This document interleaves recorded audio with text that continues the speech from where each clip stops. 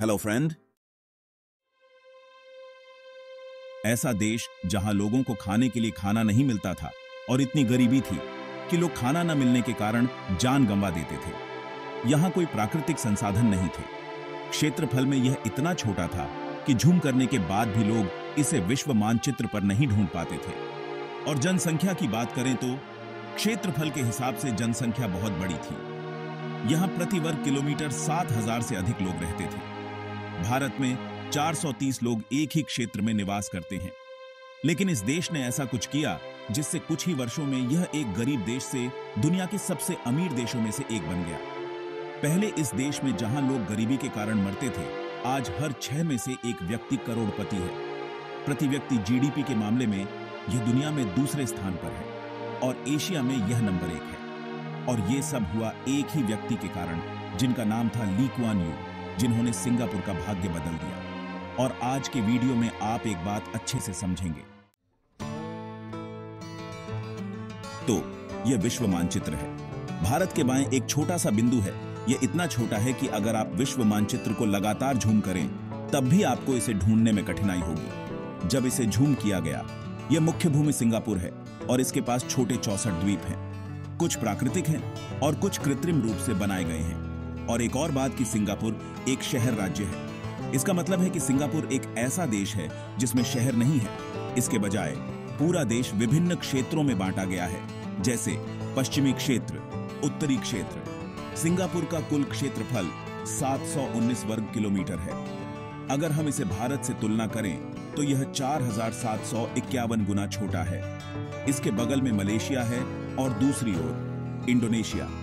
Singapore की सीमा समुद्र से घिरी हुई है और इसका स्थान बहुत महत्वपूर्ण है। यह मलक्का जलडमरू मध्य है और दूसरा सुंडा जलडमरू मध्य है। जलडमरू मध्य शब्द का उपयोग इसलिए किया जाता है क्योंकि यह भारतीय महासागर और दक्षिण चीन सागर को एक संकीर्ण मार्ग से जोड़ता है। जब दो विभिन्न समुद्र या जलाशय एक मार्ग से जुड़े होते हैं तो इसे जलडमरू मध्य कहा जाता है। और ऐसा नहीं है कि यह मार्ग आज के समय में महत्वपूर्ण है। 7वीं सदी के समय में यह मार्ग पूरी दुनिया के लिए बहुत महत्वपूर्ण था, क्योंकि इन मार्गों के माध्यम से पूर्वी एशिया और पश्चिमी एशिया ने अपना पूरा व्यापार किया। मध्य पूर्व के 4 देश, भारत, यूरोप, यदि किसी को पूर्वी एशिया में प्रवेश करना होता या उन्हें कोई पैकेज डिलीवर करना होता तो वे इन 2 मार्गों का उपयोग करते थे, क्योंकि अगर कोई दूसरा मार्ग बनाता और कोशिश करता तो इसमें बहुत समय लगता। और मलक्का जलडमरू मध्य और सुंडा जलडमरू मध्य, अगर इन्हें तुलना की जाए तो मलक्का जलडमरू मध्य थोड़ा छोटा था, इसलिए इसका उपयोग अधिक बार किया जाता था। 7वीं सदी में समुद्री बंदरगाह नहीं थे, लेकिन पलम्बांग और सुमात्रा के राजा दापुंटा श्री जयनासा ने इस क्षेत्र पर नियंत्रण कर लिया और जो भी जहाज इस मार्ग से गुजरते थे उन्हें कर देना पड़ता था। फिर समय के साथ धीरे धीरे उनका नियंत्रण कमजोर होता गया और अधिक राजा शासन करने लगे। तो एक राजा राजकुमार सांगानीला था। उसके शासनकाल के दौरान उस क्षेत्र में एक दिन वह शिकार के लिए गया और दूर से उसने एक सुंदर द्वीप देखा जिसे वह बहुत पसंद करता है। तो वह उस द्वीप पर गया और वहां उसे बताया गया कि इस क्षेत्र को तेमासेक कहते हैं और इस विशेष स्थान पर उसे एक ऐसा जानवर मिलता है जिसे उसने अपनी पूरी जिंदगी में कभी नहीं देखा था। तो वहां के लोग राजा को बताते हैं कि यह जानवर एक शेर है या एक जानवर जिसका नाम सिंह या ऐसा दिखता है। तो तभी से राजा ने इस क्षेत्र का नाम सिंगापुर रखा और भविष्य में लोगों ने इसे सिंगापुर, शेर का शहर, कहा। वर्तमान समय में अगर आप सिंगापुर के राष्ट्रीय प्रतीक को देखें तो वह शेर का सिर है। तो समय के साथ लगातार राजाओं का शासन हुआ और इस क्षेत्र पर शासन किया, लेकिन दिन ब दिन इस मार्ग की महत्वता व्यापारियों के लिए तेजी से बढ़ रही थी। सभी देशों ने समझ लिया कि जो इस विशेष क्षेत्र को नियंत्रित करेगा उसे बहुत लाभ होगा। इसलिए इन चीजों को ध्यान में रखते हुए 1509 से 1511 के वर्ष में पुर्तगाली धीरे धीरे मलक्का जलडमरू मध्य को अपने नियंत्रण में ले लेते हैं और उन्होंने मलक्का जलडमरू मध्य के क्षेत्र में छोटे समुद्री बंदरगाह बनाए। समुद्री बंदरगाह बनाने से जब जहाज लंबे मार्ग पर यात्रा करते हैं तो उन्हें ठहरने के लिए एक जगह मिलती है। अगर जहाज को रखरखाव की जरूरत होती या कुछ मरम्मत करनी होती तो सब कुछ यहां होता, और इस क्षेत्र ने भी एक अच्छा व्यापारिक प्रणाली विकसित की जिससे बहुत लाभ हुआ। और अब इन सभी चीजों को देखकर डच कंपनियों को भी कई कठिनाइयों का सामना करना पड़ा, इसलिए उन्हें लगा कि इस तरीके से उन्हें भारी नुकसान होगा। तो 1603 में डच कंपनियों ने अपनी ताकत लगाई, पुर्तगालियों को हराया और इस क्षेत्र पर नियंत्रण प्राप्त किया। और डच और पुर्तगालियों के बीच इस क्षेत्र पर नियंत्रण के लिए लड़ाइयां हुई, लेकिन डच की ताकतवर सेनाएं थीं, इसलिए अंततः मलक्का जलड मरुमध्य पूरी तरह से डचों के नियंत्रण में आ गया। अब एक ओर वे दोनों लड़ रहे थे और दूसरी ओर British East India Company Bharat में शासन कर रही थी और वहां लाभ कमा रही थी। इसके साथ साथ उन्होंने दक्षिण एशिया में भी व्यापार किया। उन्होंने वहां भी उपनिवेश बनाए और उन्हें इस मार्ग की भी आवश्यकता थी, इसलिए वे भी किसी न किसी तरीके से इस मार्ग को सुरक्षित करना चाहते थे।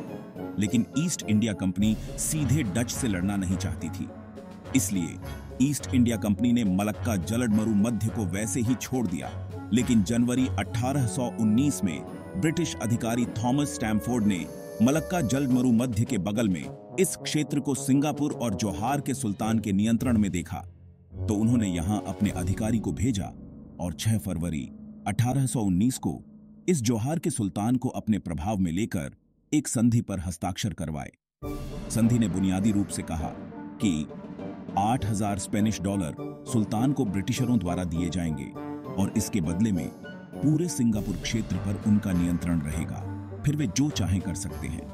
तो यहां से ब्रिटिशों को सिंगापुर मिल गया और डचों ने मलक्का जलड मरुमध्य में अपने समुद्री बंदरगाह बनाए।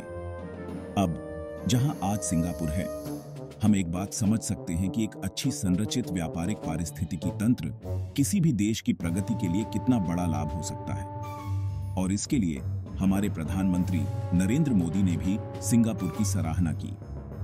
बिल गेट्स, जैक मा सभी ने किया, और केवल देश ही नहीं, एक अच्छी तरह से योजना बनाई गई व्यापारिक संरचना। अब वे लड़ते नहीं हैं, लेकिन एक प्रतियोगिता शुरू हो गई थी। अब जो प्रतियोगिता शुरू हुई उसने इस छोटे से द्वीप सिंगापुर की किस्मत बदल दी। डच कंपनियों ने मलक्का जलड मरुमध्य में और ईस्ट इंडिया कंपनियों ने सिंगापुर में दोनों ने कोशिश की कि उनका नियंत्रण वाला क्षेत्र बहुत सारे जहाजों को अपने स्थान पर रोक सके। और प्रतिस्पर्धा से निपटने के लिए ईस्ट इंडिया कंपनी ने सिंगापुर में विशाल समुद्री बंदरगाहों का विकास शुरू किया, जिससे सिंगापुर में इंफ्रास्ट्रक्चर का आकार लेने लगा और ब्रिटिशों द्वारा बनाए गए बंदरगाह ने शानदार सेवाएं प्रदान की। और डचों को प्रतियोगिता में हराने के लिए उन्होंने घोषणा की कि सिंगापुर बंदरगाह हर देश के जहाजों के लिए मुफ्त है, मतलब इस बंदरगाह पर व्यापार संबंधित गतिविधियों के लिए कोई कर नहीं लगेगा।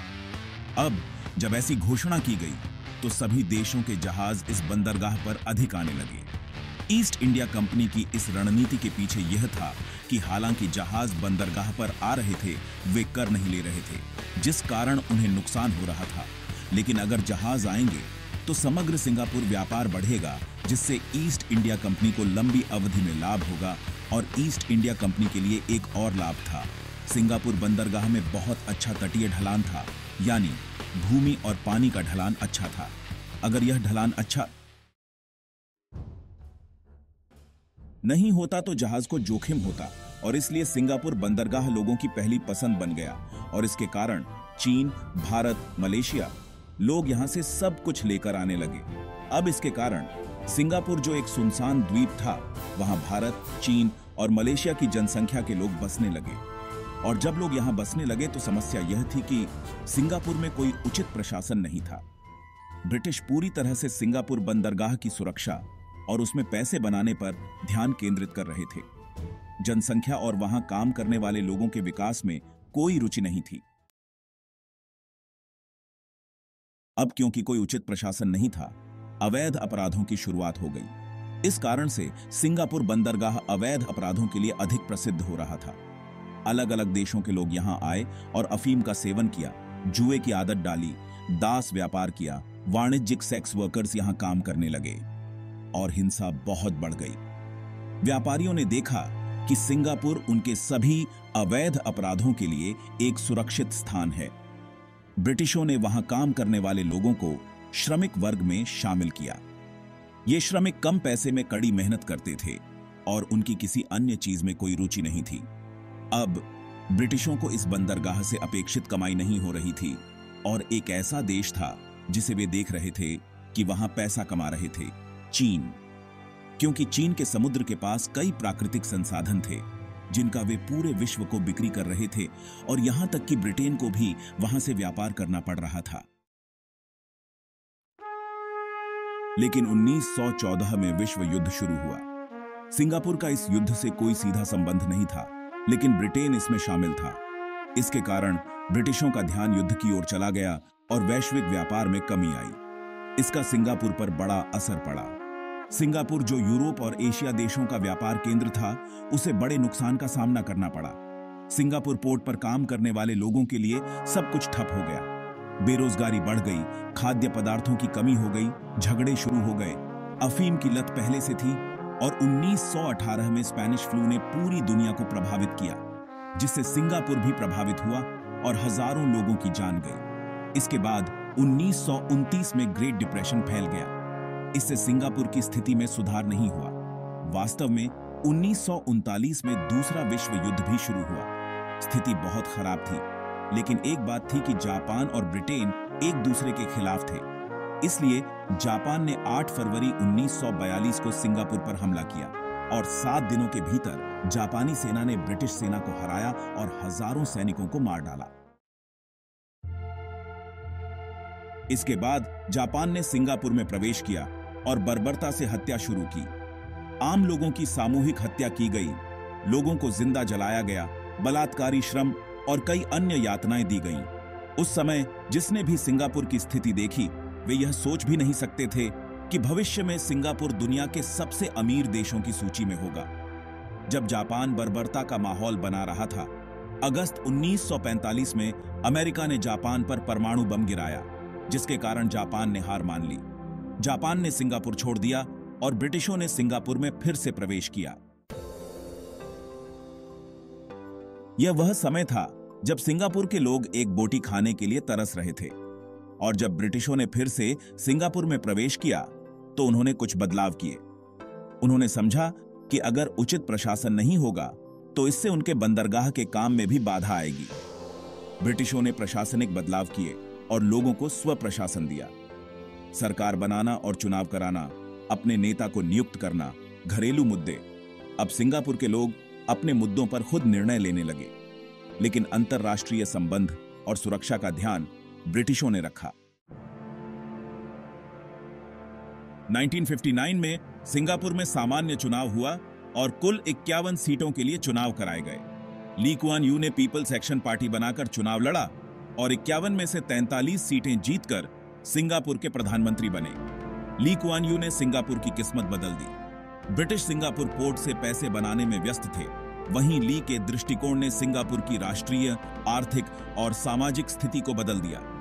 इस वजह से आज तक उन्हें राष्ट्र के संस्थापक पिता के रूप में माना जाता है। उन्होंने ऐसा सब कुछ किया जो कोई और आज तक नहीं कर सका। लोग प्रयास करते हैं लेकिन सफल नहीं हो पाते। अब आप कह सकते हैं कि सिंगापुर की स्थिति अच्छी थी, इसलिए यह संभव हुआ, लेकिन इंडोनेशिया, मलेशिया, थाईलैंड की स्थिति भी अच्छी थी। लेकिन सिंगापुर के प्रधानमंत्री ली ने ऐसी गतिविधियां की जिससे सिंगापुर पूरी तरह बदल गया,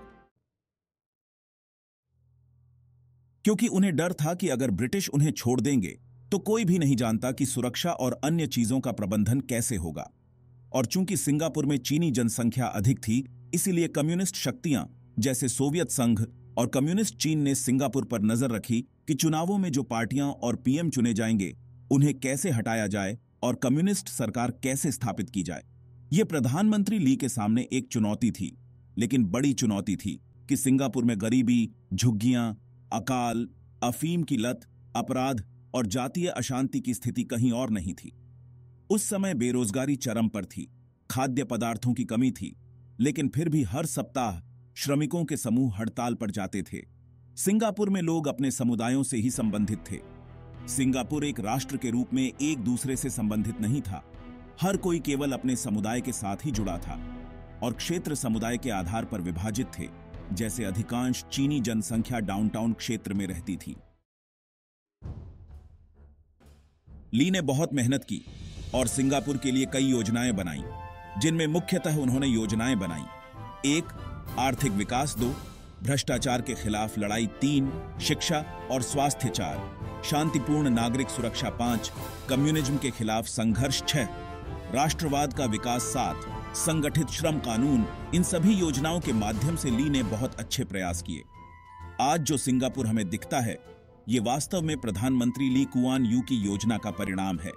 सिंगापुर आज एक अमीर देश है, लेकिन यह उन कड़ी मेहनत करने वाले लोगों का परिणाम है जिन्होंने भविष्य की योजनाओं को लागू किया। सिंगापुर की उन्नति और समृद्धि की कहानी वास्तव में बहुत प्रेरणादायक है और यह बताती है कि सच्ची नेतृत्व, क्षमता और दृढ़ता के साथ किए गए प्रयासों से किसी भी चुनौती का सामना किया जा सकता है। Thanks for watching this video. Please subscribe this channel.